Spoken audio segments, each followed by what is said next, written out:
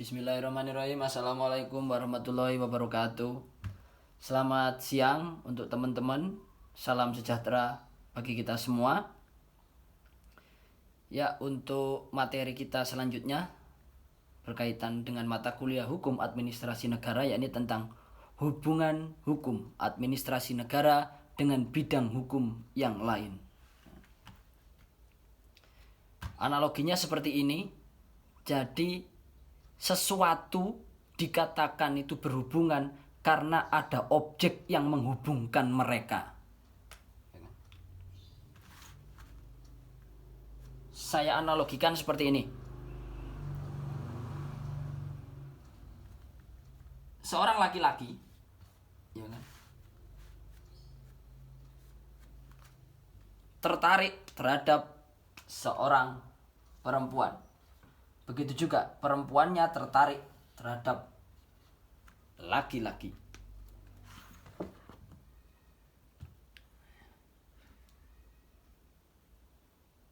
Di sela-sela ketertarikan mereka, pasti ada objek atau ada reason, alasan, baik oleh si laki-laki maupun si perempuan. Mengapa mereka bisa tertarik satu sama lain? Ada objek di sini atau ada penghubung. Objek. Di sini ada objek. Mungkin si laki-laki tertarik terhadap perempuan melalui objek kecantikannya. Begitu juga si perempuan tertarik kepada si laki-laki karena objek materialnya atau kepinterannya.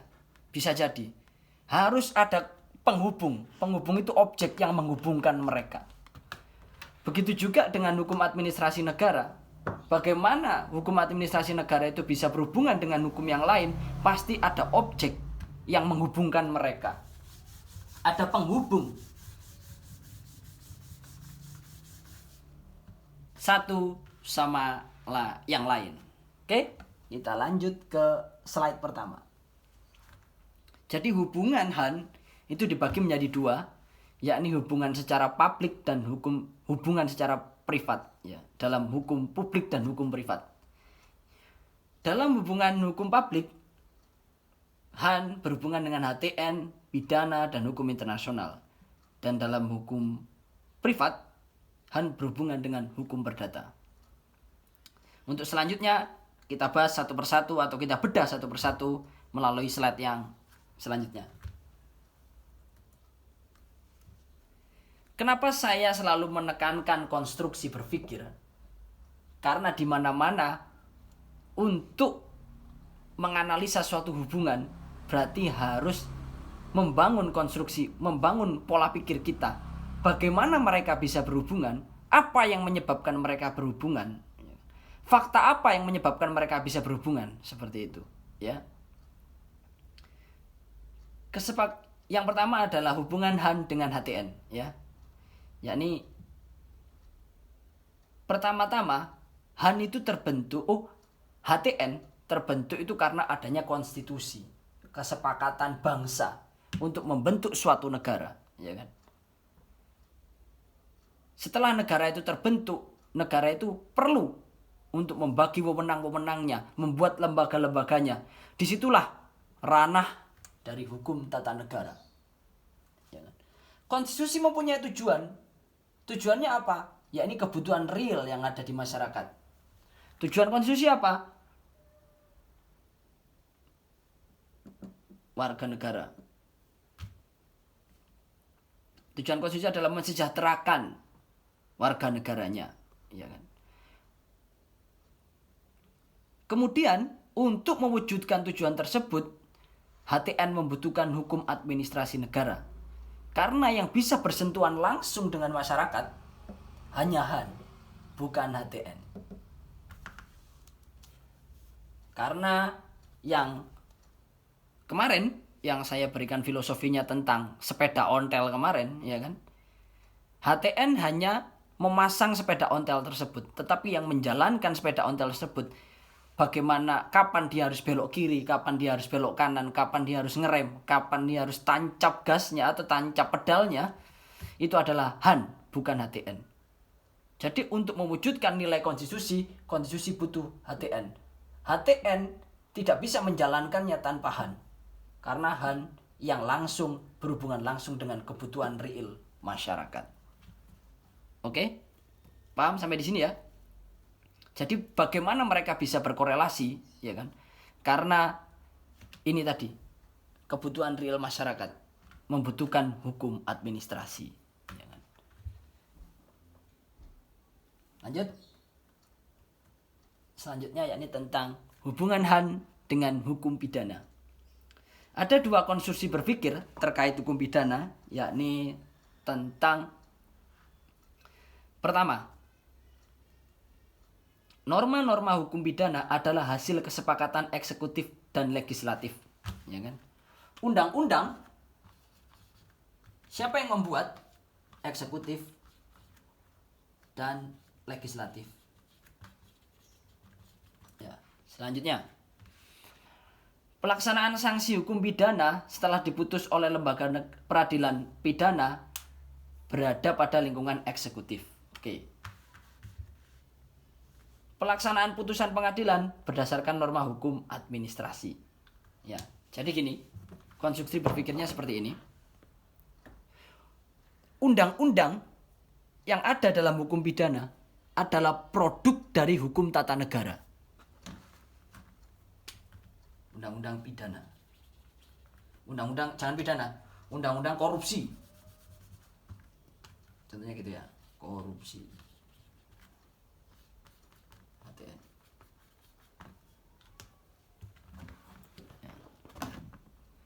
Yang membuat undang-undang korupsi, ya, nggak kelihatan ya? Oh ini, nah ini.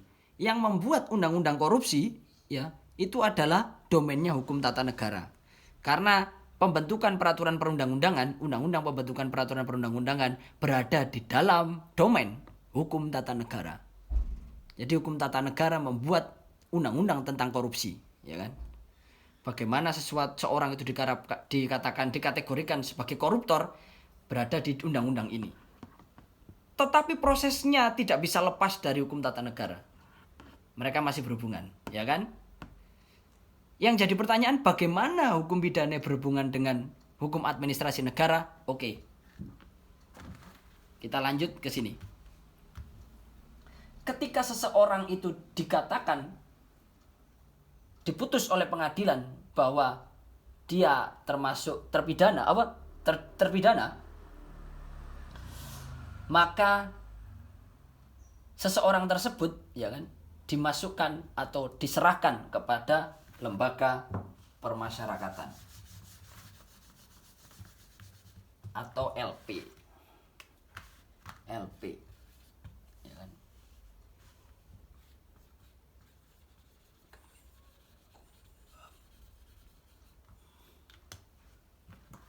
Ketika seseorang itu masuk penjara, ya kan? Ketika seorang itu diputus bersalah dan dipidana berapa ya, mungkin ya 4 tahun atau 5 tahun, ya, seseorang tersebut langsung diserahkan kepada lembaga permasyarakatan, ya kan? Loh, LP, loh, di mana hubungannya sama Han? Dia masuk LP. Perlu diketahui di pertemuan kita awal, hukum administrasi negara adalah hukum yang mempelajari tentang peranan eksekutif dalam penyelenggaraan negara, ya kan? LP di bawah naungan siapa? LP di bawah naungan Kementerian Hukum dan HAM.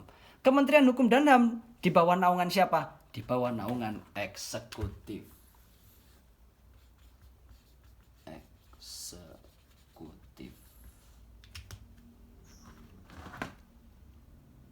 Nah, di sini.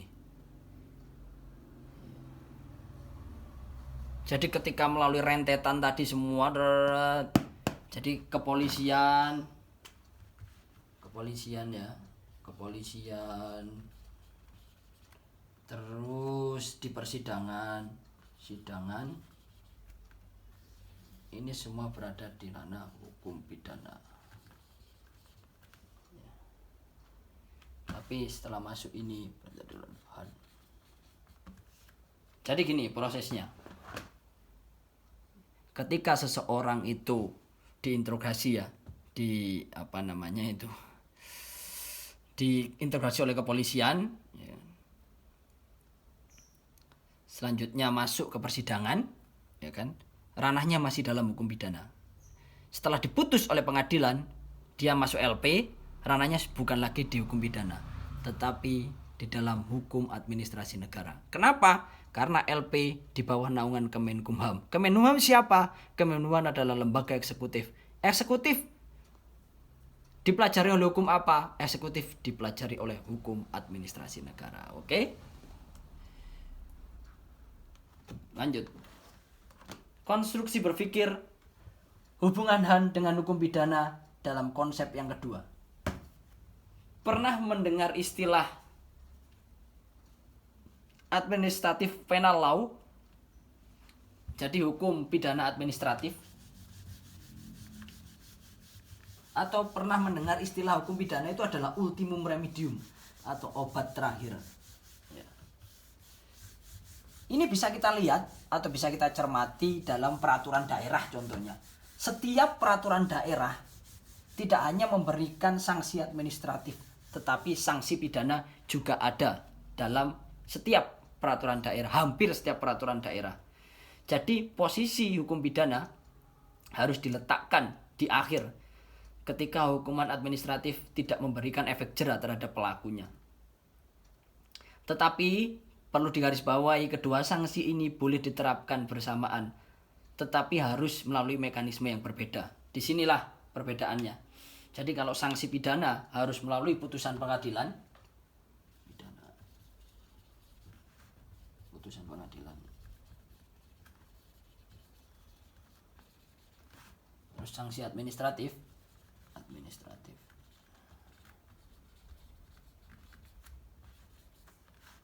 tanpa langsung dilakukan oleh pemerintah.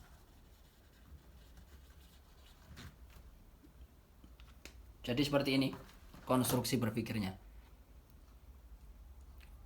Walaupun dalam perda tersebut itu menyangkut tentang ketentuan pidana, ya kan? Untuk menghukum seseorang yang melanggar pasal tersebut dengan hukuman pidana harus melalui putusan pengadilan. Walaupun peraturan tersebut berada dalam perda, untuk menghukum secara pidana harus melalui putusan pengadilan, ya.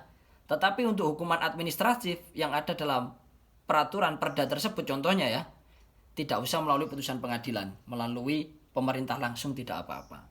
Contohnya untuk pencabutan reklame dan lain-lain itu sanksi administratif. Tetapi untuk menghukum seseorang secara pidana karena kesalahan dalam hukum administrasi negara harus melalui putusan atau proses peradilan. Oke. Kita lanjut ke slide ke yang ketiga dalam hukum publik. Yakni hubungan Han dengan hukum internasional. Hukum internasional, ini kan teman-teman masih semester 2, belum mengambil mata kuliah hukum internasional. Jadi saya jelaskan dulu apa itu hukum internasional secara sempit saja ya. Jadi hukum internasional adalah kumpulan norma hukum yang mengatur hubungan hukum di antara negara atau bangsa. Negara yang melakukan hubungan internasional harus berdaulat ya. Norma dalam perjanjian internasional hanya mengikat negara, belum warga negaranya. Selanjutnya stelsel monoisme dan stelsel dualisme. Ini saya jelaskan di slide yang selanjutnya. Saya ingin membahas tentang yang pertama yakni hukum internasional adalah mengatur hubungan hukum di antara dua negara. Jadi di sini jelas ya, subjeknya siapa? Subjeknya adalah negara. Bagaimana status hukum negara itu bisa diterapkan kepada warga negaranya, yakni melalui konsep ini, stelsel monisme atau stelsel dualisme. Jadi seperti ini. Tercipta negara A dengan negara B melakukan perjanjian internasional. Lahirlah hukum internasional antara A dan B. Oke, Seperti ini. Negara A dan negara B melakukan perjanjian internasional. Dari perjanjian tersebut lahirlah hukum internasional, ya kan? Terhadap A maupun terhadap B, ya kan? Terhadap negara A maupun negara B, ya. Belum warga negaranya, ya kan? Bagaimana hukum tersebut baik dari A maupun B bisa turun kepada warga negaranya, bisa diterapkan kepada warga negara? Nah, seperti ini. Bagaimana keduanya ini bisa, hukum tersebut langsung bisa diterapkan kepada warga negara A maupun warga negara B? Di sini ada konsepnya melalui konsep stelsel monisme atau stelsel dualisme. Bagaimana penerapannya dari hukum internasional menuju warga negaranya? Karena di awal tadi di hubungan HTN dengan Han, untuk menyentuh masyarakat secara langsung yang berhak itu adalah hukum administrasi negara, bukan hukum yang lain. Oke? Lanjut. Ya. Sekarang saya bahas tentang stelsel monisme. Yakni stelsel monisme yakni sistem hukum nasional dan hukum internasional membentuk satu kesatuan. Hukum internasional tidak perlu diterjemahkan atau diratifikasi, hanya perlu dimasukkan ke hukum nasional. Maksudnya adalah seperti ini. Stelsel monisme adalah ketika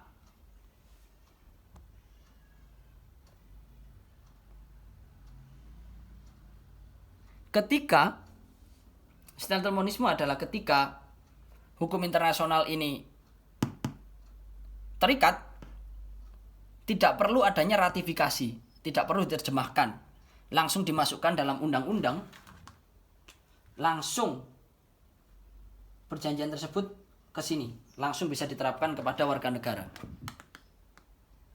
Tetapi yang selanjutnya stelsel dualisme, yakni perlu adanya terjemahan atau dibuatkan undang-undang khusus, ya kan? Jadi contohnya tentang perjanjian tentang hak asasi manusia sedunia, ya kan? Melalui DUHAM, ya kan? Di negara yang menganut konsep monisme, DUHAM bisa langsung diterapkan kepada masyarakatnya. Tetapi di Indonesia tidak bisa seperti itu, karena Indonesia menganut stelsel dualisme. Harus dibuatkan undang-undang khusus, undang-undang tentang HAM, ya. Hasil dari terjemahan dan ratifikasi, kemudian bisa diterapkan di Indonesia karena sudah diratifikasi. Ratifikasi. Ini. Mohon maaf, HP-nya jatuh, kesenggol. Ya, harus ada ratifikasi. Oke? Selanjutnya, yang terakhir, hubungan HAM dengan hukum perdata. Dalam penyelenggaraan tugas-tugas pemerintahan, pemerintah membutuhkan interaksi dengan hukum privat untuk mewujudkan tujuan-tujuan pemerintah, ya kan? Jadi untuk tujuan pemerintah, pemerintah tidak pernah lepas dari namanya perjanjian kerja, pengadaan barang. Itu harus dilakukan dengan hukum perdata. Contohnya, pemerintah mau ngaspal jalan raya, ya kan? Perlu perusahaan yang kompeten dalam bidang pengaspalan. Bagaimana bisa terhubung antara perusahaan aspal tadi dengan pemerintah, yakni dengan hukum perdata, yakni melalui seperti hukum kontrak, ya kan? Selanjutnya saya berikan contoh bagaimana mekanisme ganti rugi rumah-rumah rumah-rumah warga yang terdampak pelebaran jalan tol, ya. Bagaimana mereka bisa mengganti, melalui apa pergantiannya? Melalui hukum perdata, yakni tentang hukum ganti rugi. Oke. Jadi di sini dibedakan menjadi dua, yakni hukum perdata hubungannya dengan HAN bisa dikategorikan dengan dua sistem, yakni interaksi secara langsung dan interaksi tidak langsung. Tapi mereka bisa berhubungan tetap Cuma ini kayak tadi yang saya contohkan awal tadi adalah contoh hubungan Han dengan hukum perdata secara langsung. Ya, ini ganti rugi rumah yang kena dampak tol atau hukum kontrak. Hukum kontrak terkait hukum kontrak ya. Bentar. Hukum kontrak ini saya ibaratkan seperti gini.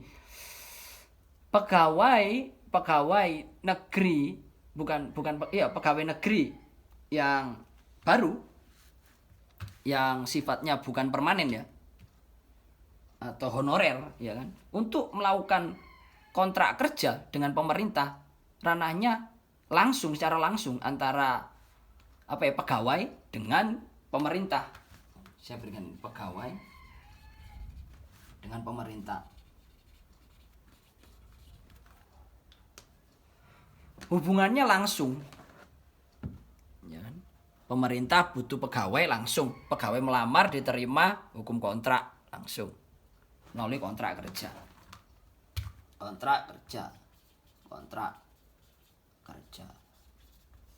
Contohnya seperti ini. Pegawai pemerintah melakukan kontrak langsung kan. Nah, selanjutnya bagaimana hubungan Han dengan hukum perdata yang tidak langsung? Yakni melalui proses Han dulu ya. Contohnya tentang aspal tadi, pengadaan aspal ya kan. Pengadaan aspal itu gimana harus dilakukan melalui mekanisme tender ya kan? Pengadaan barang. Jadi bagaimana tender itu bisa masuk ya kan? Itu melalui mekanisme hukum administrasi negara ya kan. Setelah deal, contohnya seperti ini, saya gambarkan seperti ini, pemerintah, perusahaan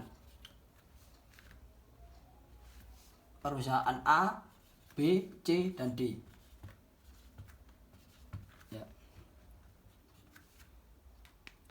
C dan D seperti ini, ya. Perusahaan A dan B dan D bersaing menawarkan harga kepada pemerintah untuk mengaspal jalan yang ada di kota tersebut, ya. Melalui mekanisme tender. Nah, mekanisme tendernya diatur oleh Han. Tetapi setelah terpilih, contohnya yang terpilih adalah perusahaan B, ya. Langsung perusahaan B dengan pemerintah melakukan perjanjian kontrak, ya, perjanjian kontrak kerja melalui hukum perdata, bukan lagi pakai hukum administrasi negara.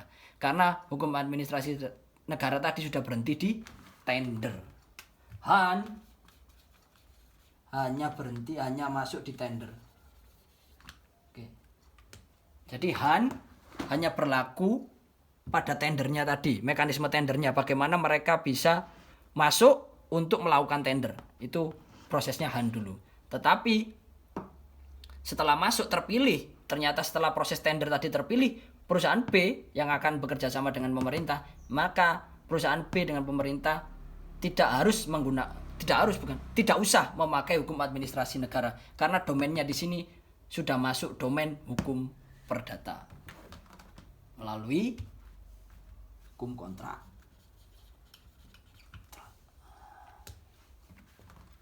Ya, seperti ini. Oke. Demikian materi kuliah pada siang hari ini. Kurang lebihnya saya mohon maaf, dan semoga ilmu yang kita pelajari pada siang hari ini bermanfaat bagi kita semua. Sehat terus untuk teman-teman, jaga kesehatan. Wabillahi taufiq wal hidayah. Wassalamualaikum warahmatullahi wabarakatuh. Kalau yang ingin nanya langsung WhatsApp saja ya. Nomornya tanya ke ketua kelas. Oke? Terima kasih.